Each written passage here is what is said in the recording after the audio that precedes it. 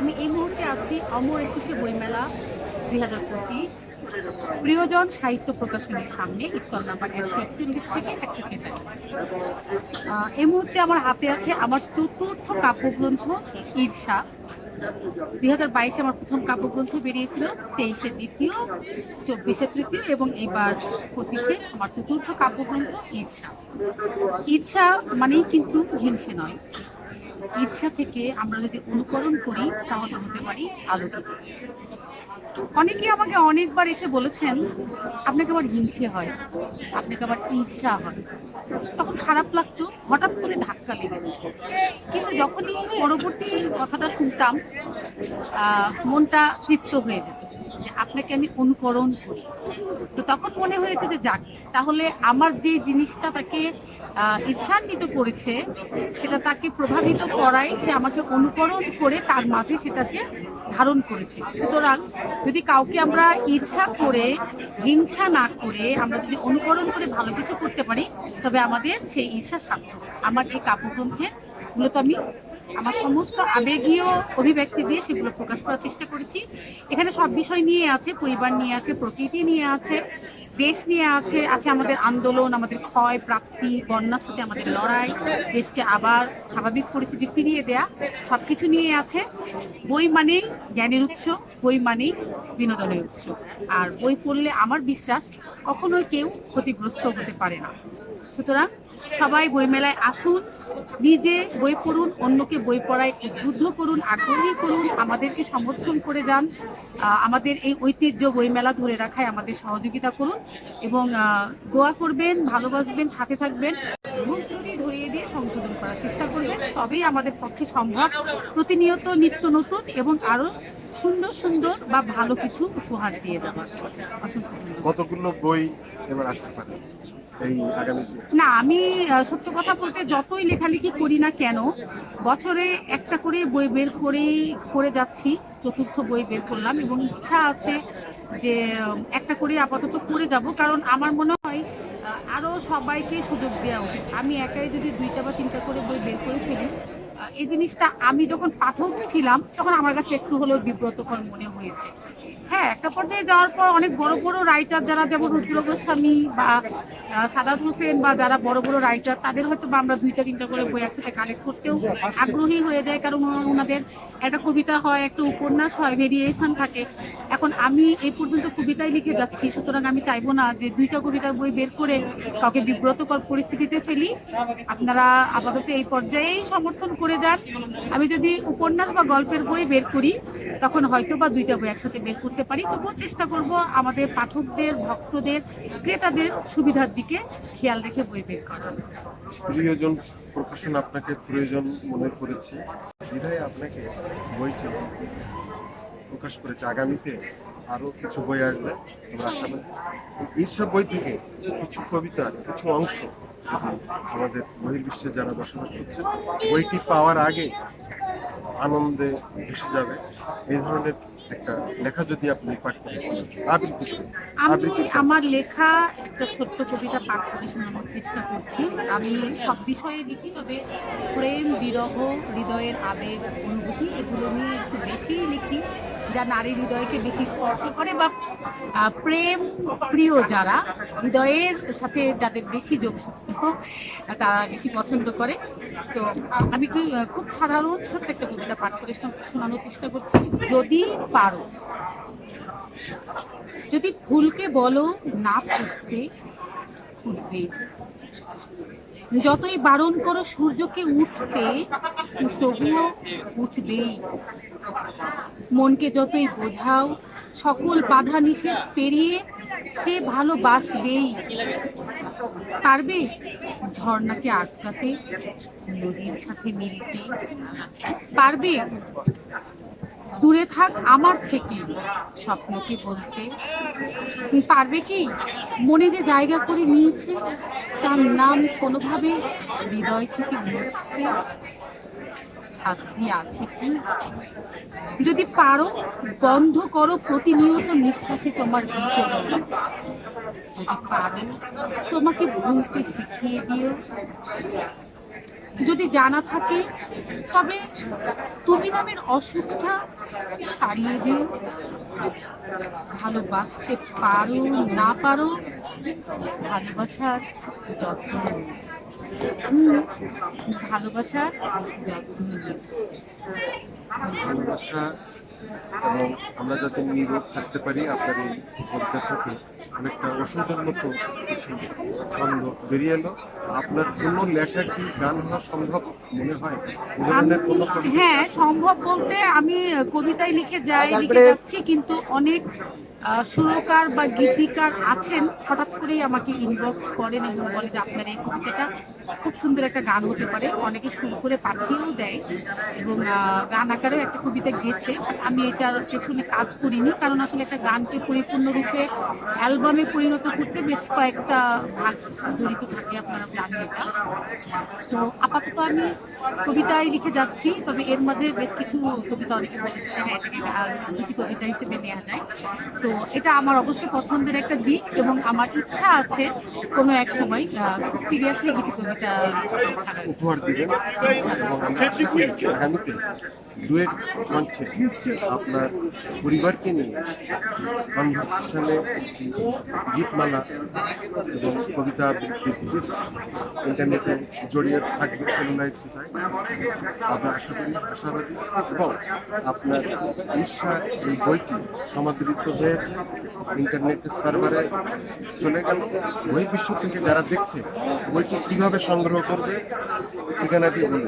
রকমারিতে আছে কি? জি, আমার বইটি পাওয়া যাবে রকমারি.com। রকমারিতে আপনারা অনলাইনে অর্ডার করতে পারেন। এরপরেও এই যে আজকের এই পোস্টটা আপনারা পাবেন, এখানে যদি আমার ডিটেলস কিছু দেওয়া থাকে হয়তো আপনারা আমার সাথে যোগাযোগ করতে পারবেন যে কোনোভাবে। হ্যাঁ, যে কোনো আমার হোয়াটসঅ্যাপ নাম্বারটা আপনি এখানে তাহলে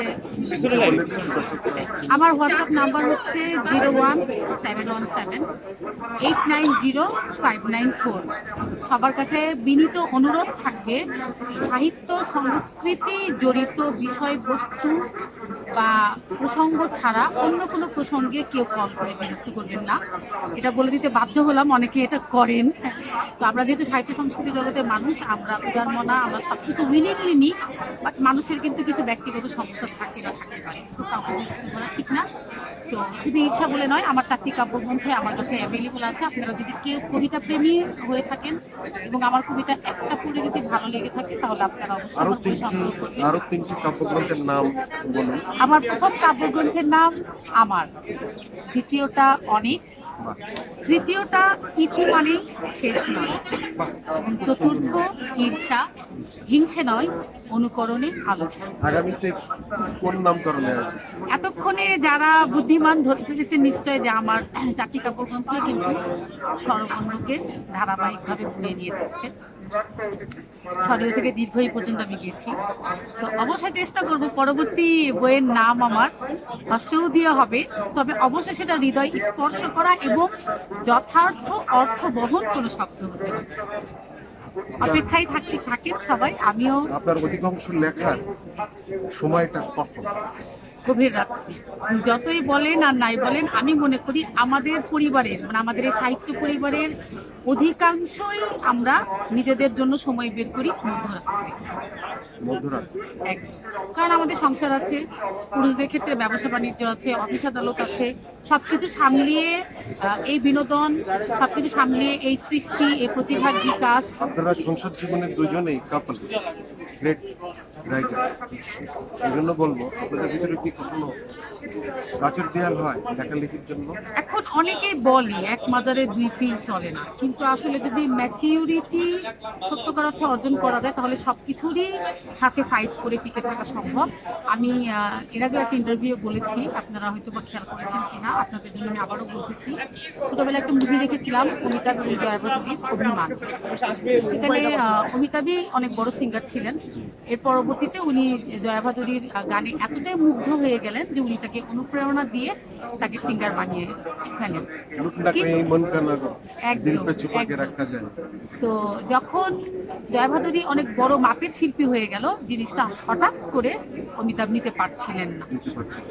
এটা কিন্তু খুব স্বাভাবিক, কারণ আমরা মানুষ, আমরা ফেরেশতা নই। হঠাৎ করে পরিবর্তিত পরিস্থিতি আমাদের সবারই মেনে নিতে একটু কষ্ট হয়, বেগ পেতে হয়।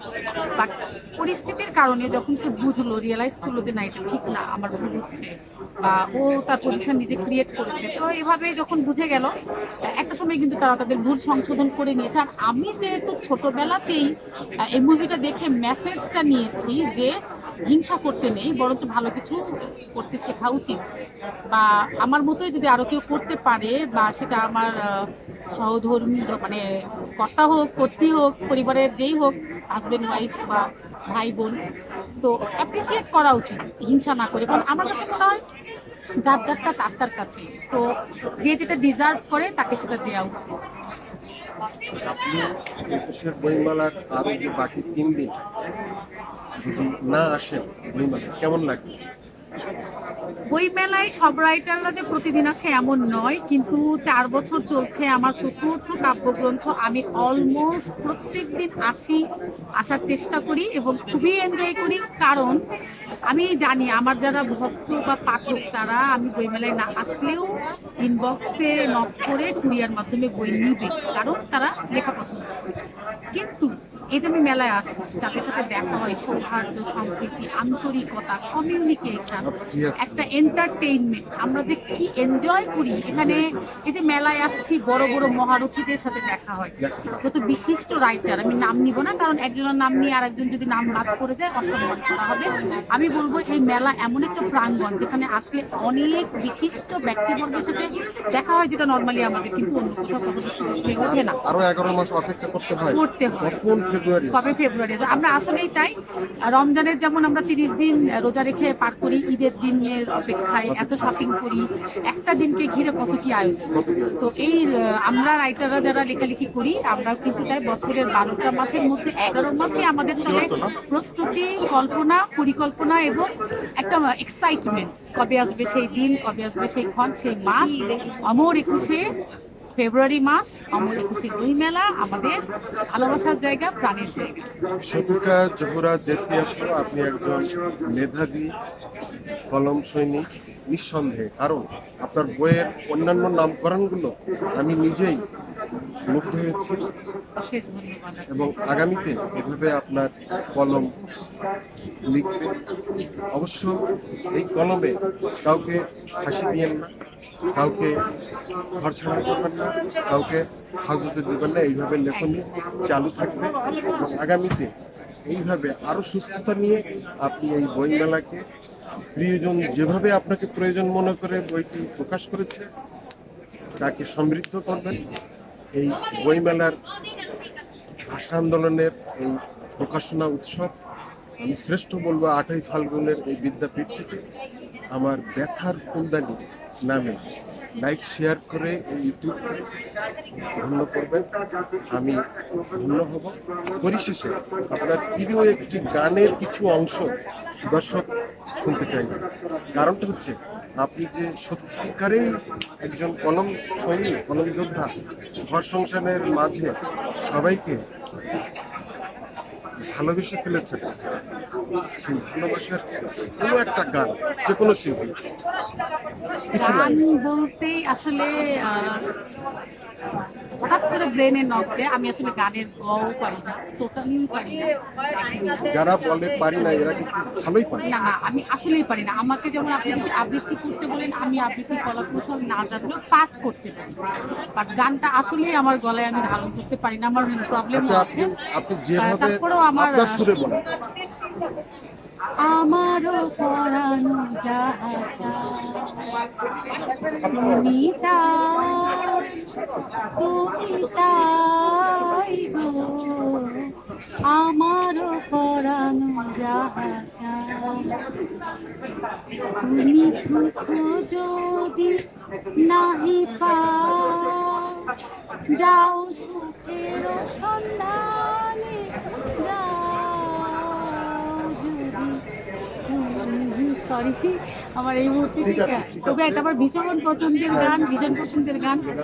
এবং সত্যিকার এটা অর্থে যেমন রবীন্দ্র সঙ্গীত এবং এত চমৎকার, ঠিক এইরকমই আধুনিক একটা গান আছে, কিছু নিয়মটা অংশ প্রায় একই রকম। কিছু অংশ যেটুকু সময় তুমি থাকো পাশে, মনে হয় এ দেহে প্রাণ আছে, বাকিটা সময় যেন মরণ।